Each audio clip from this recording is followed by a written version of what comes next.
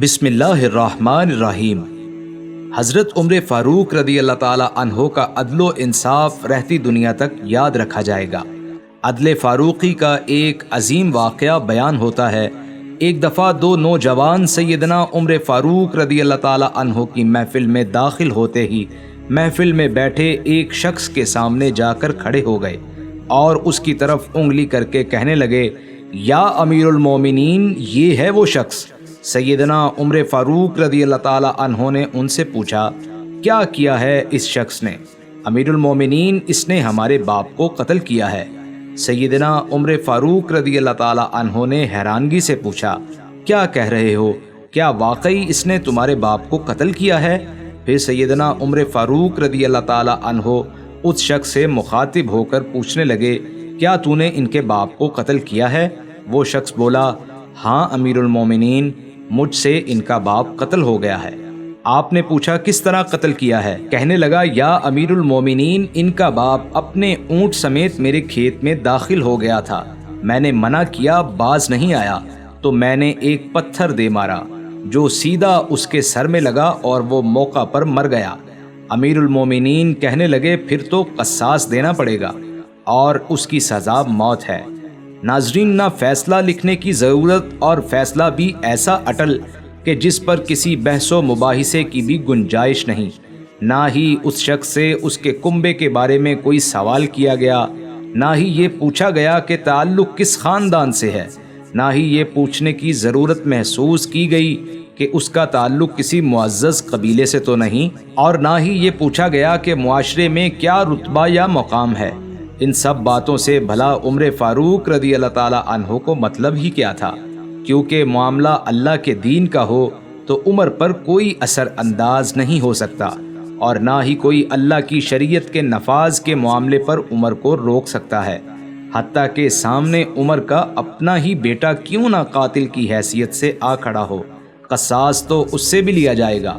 وہ شخص کہنے لگا، اے امیر المومنین، اس کے نام پر جس کے حکم سے یہ زمین و آسمان قائم کھڑے ہیں، مجھے صحرا میں واپس اپنی بیوی بچوں کے پاس جانے دیجیے تاکہ میں ان کو بتا آؤں کہ میں قتل کر دیا جاؤں گا۔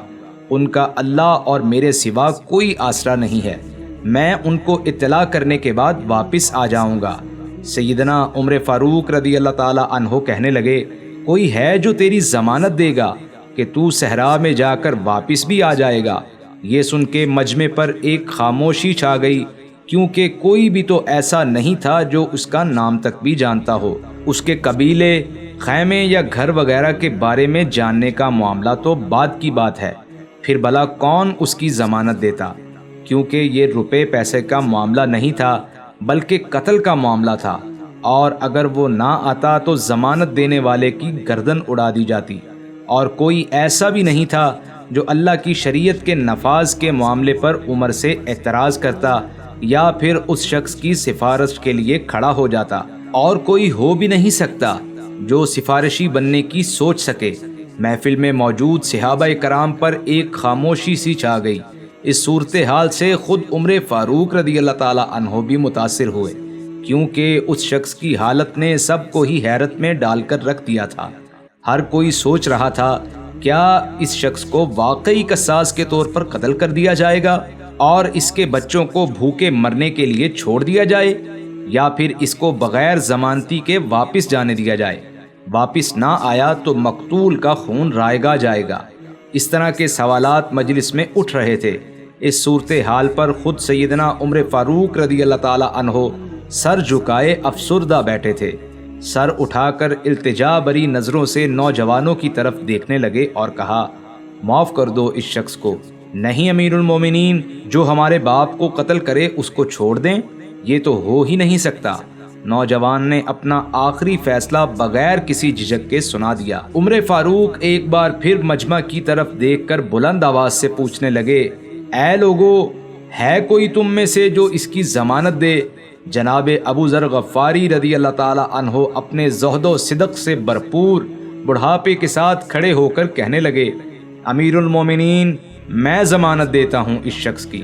سیدنا عمر فاروق رضی اللہ تعالی عنہ بولے، ابو ذر، اس نے قتل کیا ہے، جناب ابو ذر غفاری رضی اللہ تعالی عنہ اپنا اٹل فیصلہ سناتے ہوئے بولے، چاہے قتل ہی کیوں نہ کیا ہو میں پھر بھی ضمانت دیتا ہوں۔ جناب عمر فاروق رضی اللہ تعالی عنہ بولے، آپ جانتے ہیں اسے؟ ابو ذر کہنے لگے، میں نہیں جانتا۔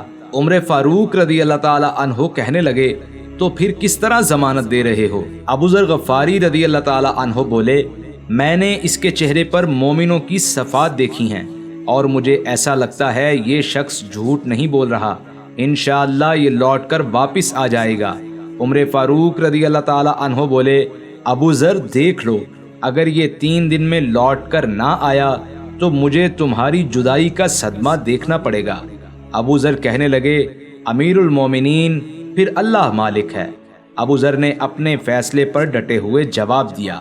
سیدنا عمر فاروق رضی اللہ تعالی عنہ سے 3 دن کی مہلت پا کر وہ شخص رخصت ہو گیا۔ عمر فاروق رضی اللہ تعالی عنہ نے جناب ابو ذر غفاری رضی اللہ تعالی عنہ کی ضمانت کی وجہ سے 3 دن بہت بے چینی میں گزارے۔ 3 دن کے بعد عصر کے وقت شہر میں صلاۃ الجامع کی منادی کرا دی گئی۔ نوجوان اپنے باپ کا قصاص لینے کے لیے بے چین تھے اور لوگوں کا مجمع اللہ کی شریعت کا نفاذ عدل فاروقی کی صورت میں دیکھنے کے لیے جمع ہو چکا تھا۔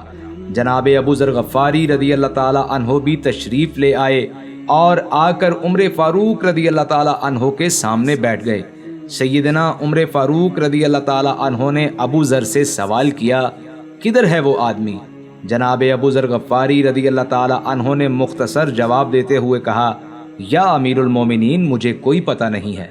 ابو ذر آسمان کی طرف دیکھنے لگے، جدھر سورج ڈوبنے کی جلدی میں معمول سے زیادہ تیزی کے ساتھ جاتا دکھائی دے رہا تھا۔ محفل میں ہو کا عالم تھا، اللہ کے سوا کوئی نہیں جانتا تھا کہ آج کیا ہونے جا رہا ہے۔ یہ سچ ہے کہ ابو ذر غفاری رضی اللہ تعالی عنہ سیدنا عمر فاروق رضی اللہ تعالی عنہ کے دل میں بستے ہیں۔ اگر ابو ذر عمر سے ان کے جسم کا ٹکڑا مانگیں تو عمر دیر نہ کریں بلکہ کاٹ کر ابو ذر کے حوالے کر دیں، لیکن ادھر معاملہ شریعت کا ہے، اللہ کے احکامات کی بجا آوری کا ہے، کوئی کھیل تماشا نہیں، نہ ہی کسی کی حیثیت یا صلاحیت کی پیمائش ہو رہی ہے۔ قاتل نہیں آتا تو ضامن کی گردن جاتی نظر آ رہی ہے۔ مغرب سے چند لمحات پہلے وہ شخص آ گیا۔ بے ساختہ حضرت عمر فاروق رضی اللہ تعالی عنہ کے منہ سے اللہ اکبر کی صدا نکلی، ساتھ ہی مجمع نے بھی اللہ اکبر کا ایک بھرپور نعرہ لگایا۔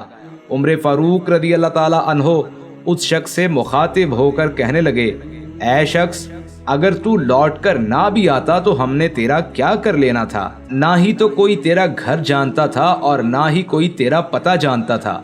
وہ بولا، امیر المومنین، اللہ کی قسم بات آپ کی نہیں ہے بلکہ بات اس ذات کی ہے جو سب ظاہر و پوشیدہ کے بارے میں جانتا ہے۔ دیکھ لیجئے میں آ گیا ہوں۔ اپنے بچوں کو پرندوں کے چوزوں کی طرح صحرا میں تنہا چھوڑ کر، جدھر نہ درخت کا سایہ ہے اور نہ ہی پانی کا نام و نشان، میں قتل کر دیے جانے کے لیے حاضر ہوں۔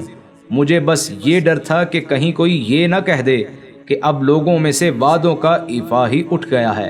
سیدنا عمر فاروق رضی اللہ تعالی عنہ نے جناب ابو ذر غفاری رضی اللہ تعالی عنہ کی طرف رخ کر کے پوچھا، ابو ذر، تو نے کس بنا پر اس کی ضمانت دے دی تھی؟ جناب ابو ذر بولے، اے عمر، مجھے اس بات کا ڈر تھا کہ کہیں کوئی یہ نہ کہہ دے کہ اب لوگوں سے خیر ہی اٹھا لی گئی ہے۔ سیدنا عمر فاروق رضی اللہ تعالی عنہ نے ایک لمحے کے لیے توقف کیا اور پھر ان 2 نوجوانوں سے پوچھا کہ کیا کہتے ہو اب؟ نوجوانوں نے روتے ہوئے جواب دیا، اے امیر المومنین، ہم اس کی صداقت کی وجہ سے اسے معاف کرتے ہیں۔ ہمیں اس بات کا ڈر ہے کہ کہیں کوئی یہ نہ کہہ دے کہ اب لوگوں میں سے عفو و درگزر ہی اٹھا لیا گیا ہے۔ سیدنا عمر فاروق رضی اللہ تعالی عنہ اللہ اکبر پکار اٹھے اور آنسو ان کی داڑھی کو تر کر کے نیچے گر رہے تھے۔ اے نوجوانوں، تمہاری عفو و درگزر پر اللہ تمہیں جزائے خیر دے۔